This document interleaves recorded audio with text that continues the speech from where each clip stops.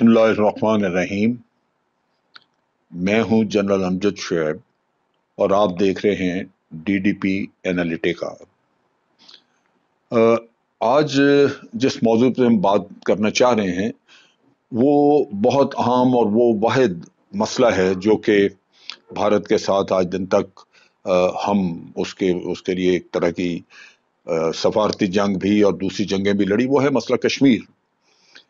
और इसके बारे में बहुत कुछ बात होती है, हम सब जानते हैं, लेकिन कल जब हमारे वजीर खारजा शाह महमूद कुरैशी साहब ने एक प्रेस कॉन्फ्रेंस में जिक्र किया गुपकार डिक्लेरेशन का और उसको बड़ा सराहा कि देखिए किस तरह कश्मीर में ये दोबारा एक लोगों के अंदर या वहाँ की पॉलिटिकल फोर्सेस जो हैं उनके अंदर ये फिर एक जोश जज्बा आ रहा है कि वो कश्मीर के जो पॉलिटिकल पोजीशन थी उसकी जो 5 अगस्त से पहले सूरत हाल थी उसको बहाल कराएं।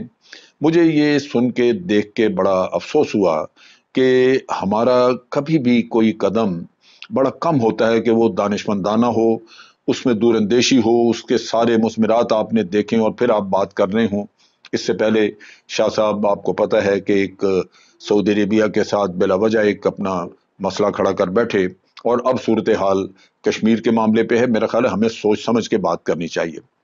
गुपकार जो डिक्लेरेशन थी ये 4 अगस्त 2019 को वहां पे कश्मीर की जो पॉलिटिकल पार्टीज हैं जो अमूमन जो भारत का साथ देती हैं उन्होंने मुतालबा किया था कि कश्मीर का आर्टिकल 370 की एब्रोगेशन, आर्टिकल 35 वगैरह की एब्रोगेशन अगर ये की जाएगी तो हमें ये काबिल कबूल नहीं होगी। और आज फिर उन्होंने इसी चीज का अदा किया कि हमारी सारी सियासत जो है वो इस मकसद के लिए होगी कि हम 5 अगस्त 2019 से पहले की सूरत हाल को बहाल कराएं।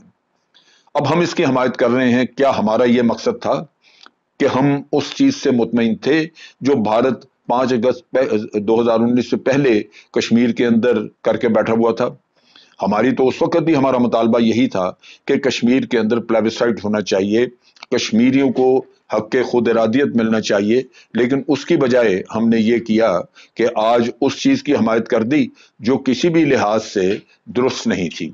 तो ये मेरा ख्याल है कि हमारा एक मौक़िफ़ में बहुत बड़ी गलती है। हमारा मौक़िफ़ ये है कि कश्मीर में प्लेबिसाइट होना चाहिए, आज़ादी। अब इसके लिए बजाय इसके कि इसमें हम आगे बढ़ें और इसके लिए कोशिश करें, हम उन्हीं पार्टियों पे तकिया कर रहे हैं, उनको सराह रहे हैं जिन्होंने 70-72 साल जाया किए इस इशू के ऊपर सिर्फ भारत का साथ देके, उसके साथ मिलके कोई ना कोई हुकूमत बनाई और भारत को जवाब मिला वहां पे बैठे रहने का। आज वही पार्टियां फिर भारत में कारफरमा इसी काम पे वो पुराना स्टेटस लाना चाहती हैं। इसके पीछे फारूक अब्दुल्ला का हाथ है। फारूक अब्दुल्ला और उसका बेटा उमर अब्दुल्ला ये दोनों कैद में थे, बाकी भी सारे कैद में, लेकिन इनको कैसे छोड़ा गया? ये वहां पे यकीन दहानी करा के आए कि हम ये मुतालबा करेंगे आप रियासत का पुराना स्टेटस बहाल कर दें और हम मुतमईन हो जाएंगे। चीफ मिनिस्टरशिप जो है वो उमर अब्दुल्ला को मिल जाएगी और फारूक अब्दुल्ला को भी एक हड्डी उन्होंने फेंकी कि आपको हम हिंदुस्तान का नायब सदर बनवा देंगे। ये अपनी जात के लिए सारा कुछ कर रहे हैं। कश्मीरियों को क्या मिला? और फिर इनमें बैठे हुए जो कल जहां जहां इन्होंने परसों मीटिंग की उनमें सज्जाद लोन बैठा हुआ जो गद्दार आजम, जो कि बीजेपी का, मोदी का सरगना, मोदी का मोहरा है, उसने कश्मीरियों के खून के ऊपर सौदे किए। वो उसमें बैठा और वो कह रहे हैं अच्छा जी ठीक है रियासत का पुराना स्टेटस बहाल कर दें। क्या ये अकलमंदाना, क्या दानिशमंदाना फैसला है? हमारी हुकूमत ने एक अच्छा फैसला किया था कि आपने एक नक्शा इशू किया, एक नक्शा जिसमें आपने वाज़ेह तौर पे लिखा कि ये गैर कानूनी कब्जा है भारत का। अब इनमें अगर आप दूसरी अकलियतों को देखें, सिख हैं, वो देखिए कि वो पूरी दुनिया में एक रेफरेंडम खालिस्तान के हक में करवाना चाहते हैं, उसके लिए वो कोशिश है। क्या इसी तरह की हम कोई चीज नहीं कर सकते? मेरा अपना ख्याल है कि जहां हमने नक्शा इशू किया, अब आजाद कश्मीर के इलेक्शन कमीशन को आगे बढ़ना चाहिए और पूरी रियासत की कॉन्स्टिट्यूएंसीज इलेक्शन के लिए बना देनी चाहिए, जहां आजाद कश्मीर अपने कॉन्स्टिट्यूशन में लिखे कि मकबूजा कश्मीर जो भारत ने गैर कानूनी तौर पर कब्जा किया हुआ है उसके लोग इस इलेक्शन में हिस्सा ले सकते हैं ताकि उनको इस असेंबली की मेंबरशिप मिले जो पूरे कश्मीर की असेंबली है। उसको सिर्फ आजाद कश्मीर की असम्बली हम क्यों कहते हैं? वो पूरे कश्मीर की असम्बली, और उसकी कॉन्स्टिट्यूएंसीज बनाएं, उसमें वोटर रजिस्टर करें। आजकल इंटरनेट पे लोग ऑनलाइन सारी रजिस्ट्रेशन आपको कराएंगे। कश्मीरी यूरोप में, अमेरिका में, बहुत सारे मुल्कों में बाहर बैठे हुए हैं, उनके लिए बड़ा आसान अपने आप को रजिस्टर करवाना, और उन्हीं को खड़ा करके आप इलेक्शन भी लड़वाएं। और कश्मीर में यह मैसेज जाना चाहिए कि यहां पे जब भी कभी भारत इलेक्शन कराने की कोशिश करे, उसका मुकम्मल बाइकआउट होना चाहिए, और लोगों को यह बता देना चाहिए कि हम सिर्फ उसी इलेक्शन में हिस्सा लेते हैं जो आजाद कश्मीर का इलेक्शन कमीशन करवाता है, और हमारी मेंबरशिप उधर है।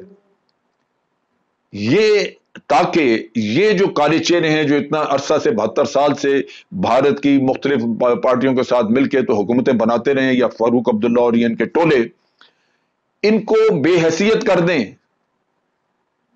जब इलेक्शन ही नहीं वहां पे होगा, इनकी हैसियत नहीं रहेगी, इनका बाइकआउट कर दें मुकम्मल तौर पे। जबकि शाह साहब की बातों से यह लग रहा है कि उनको पनपने का मौका दिया जा रहा है। मैं बड़ा हैरान हूं कि ये किस किस्म का हमने इस पे स्टांस इख्तियार किया है। ये फॉरेन ऑफिस को इसको चेक करना चाहिए था। अगर तो शाह साहब ने खुद अपनी तरफ से ये बयान जारी कर दिया है तो तब भी ये बड़ा गलत है, फॉरेन ऑफिस को असर्ट करना चाहिए। और अगर फॉरेन ऑफिस ने इस चीज को अप्रूव किया है, एंडोर्स किया है, तो मेरा ख्याल है कि फॉरेन ऑफिस को भी फिर अपने अंदर गिरबानों में झांकना चाहिए कि ये किस किस्म की हम बातें कर रहे हैं। इसके साथ साथ कैमरा हमारा कहां पे है? हमारा सारा मीडिया उर्दू में बात करता है। अब उर्दू में बात करने से आपकी रीच यूरोप, अमेरिका या दूसरे ममालिक तक नहीं है। वो उर्दू नहीं जानते। हमारे इंग्लिश के चैनल है ही कोई नहीं, स्वाय पीटीवी वर्ल्ड के जिसकी रीच बड़ी कम है, इसके अलावा कोई चैनल नहीं। क्या कैमरा इस मुल्क के बाकी चैनल्स को, प्राइवेट चैनल्स को पाबंद नहीं कर सकता कि वो लेट नाइट अपने इंग्लिश के प्रोग्राम को चलाएं 2-3 घंटे के, जिसमें कि कश्मीर का इशू, हमारे सारे कौमी इश्यूज हैं, उनके ऊपर बात की जाए ताकि दुनिया को पता लगे कि हमारा स्टांस क्या है। लेकिन बदकिस्मती कि यहां सोच है ही नहीं। आपको क्या इस मुल्क में किसी को अंदाजा नहीं है कि हमारी आवाज जो है वो बाकी दुनिया में नहीं पहुंचती? ये ना डिप्लोमेसी हम उतनी कर सकते हैं स्ट्रांगली, ना हम अपना मीडिया उतना चला सकते हैं कि दुनिया को बात करके पता लगे कि हमारा मौकफ क्या है, हमारे लोग चाहते क्या है। टेररिज्म की बात होती है तो वो सारी दुनिया को खबर होती है, क्योंकि भारत फैलाता है हमारे खिलाफ और हम डिफेंसिव पे। कभी हम पेशियां भुगत रहे हैं FATF में, कभी दुनिया को वजाहतें दे रहे हैं कि हम टेररिज्म नहीं कराते। भाई ये क्या है? क्यों नहीं हम अपने तौर पर मेहनत करते अपने काम के लिए?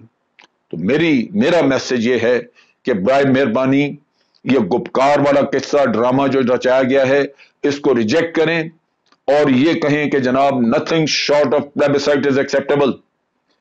पाकिस्तान गुपकार का अगर मामला हो जाता है और वहां पे आर्टिकल 370 बाहर हो जाता है तो भारत फिर आपको उलझा देगा वो दो तरफा मुज़ाकरात में। और दो तरफा मुज़ाकरात का जो पिछले 40-45 साल में हाल हुआ है वो हमारे लिए सबक होना चाहिए। हमें तो अल्लाह का शुक्र अदा करना चाहिए था कि भारत ने एक तरफा कदम उठाया। अब हमारा स्टांस होना चाहिए कि कश्मीर पे भारत ने एक तरफा कदम उठाया, अब दो तरफा बात खत्म हो गई। शिमला मुआहदे के जरिए जो हम बंधे हुए थे वो अब हम बंधे हुए नहीं हैं किसी भी सूरत में। अब बात होगी प्लेबिसाइट पे जो यूनाइटेड नेशन कराएगी, और अक़वाम आलम को यही मैसेज जाना चाहिए कि जनाब हम मुंतजर हैं, आगे बढ़े और कश्मीरियों को उनका हक दें। इसके अलावा और कोई किस्सा होना नहीं चाहिए। लेकिन हैरानी की बात है कि हमारे यहाँ क्या सोच है, किस तरह इन चीजों के ऊपर इनको हैंडल किया जाता है। मैं आज अपनी इस वीडियो के वसातत से यही पैगाम देना चाहता हूं कि खुदारा कश्मीर की आजादी की बात करें, कश्मीर के अंदर रायशुमारी की बात करें। ये जो वहां पे आर्टिकल 370 की बहाली वगैरह का किस्सा है वो अब किस्सा पारीना हो जाना चाहिए। हमें शुक्र अदा करना चाहिए कि आज कश्मीरियों को यह नजर आ गया कि भारत के अज़ाइम क्या हैं और वो किस तरह उनको अपना महकूम बनाना चाहता है, ताकि वो आज़ादी का जो किस्सा शुरू है वो अब मुकम्मल तौर पे एक मंतकी अंजाम तक पहुंचे। खुदा हाफिज।